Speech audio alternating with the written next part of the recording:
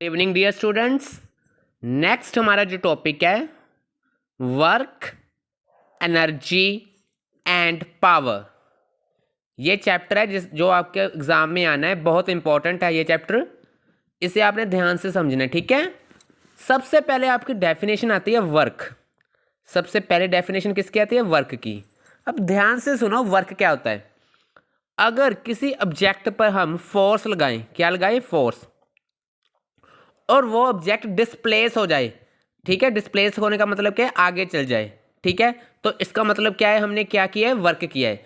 अगर किसी ऑब्जेक्ट पर हम फोर्स लगाएं और उस पर फोर्स लगाने के बाद वो ऑब्जेक्ट क्या करे? आगे चल जाए, तो इसका मतलब हमने क्या किया है? वर्क किया है। फिर वर्क की डेफिनेशन क्या होगी? If we apply force on an object,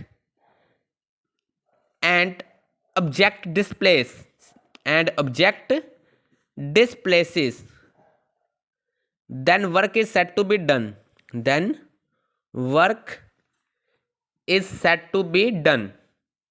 clear हो गया आपको अब कि वर्क क्या होता है?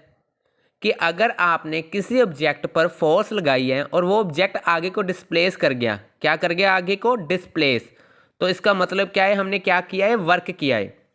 आगे वर्क की ना टाइप्स होती हैं, three types of work. First type होती है इसकी पॉजिटिव वर्क डन। कौन सी? Positive work done. नेक्स्ट होती है इसकी सेकंड टाइप होती है नेगेटिव वर्क डन। कौन सी? नेगेटिव। थर्ड होती है इसकी जीरो वर्क डन। थर्ड कौन सी होती है? Zero work done.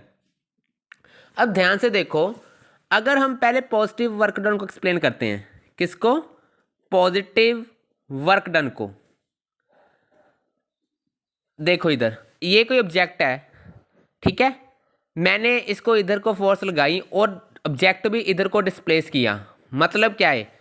फोर्स और डिस्प्लेसमेंट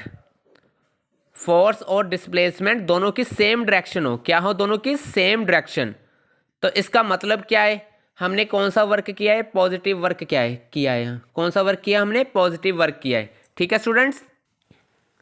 हमने कौन सा वर्क किया है? Positive work done. फिर लिखेंगे कैसे? If force and displacement both are in same direction, if force applied and displacement both are in same direction, then work is said to be positive. Clear हो गया students ये अब कि क्या होता है पॉजिटिव वर्क डन। इसके बाद हमारा आता है नेगेटिव वर्क डन। कौन सा वर्क डन? नेगेटिव। अब ध्यान से सुनो, नेगेटिव क्या होता है?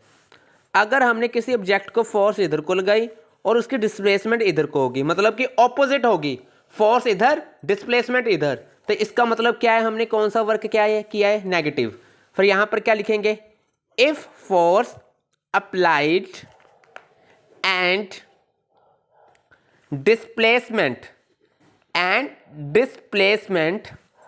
are in opposite direction,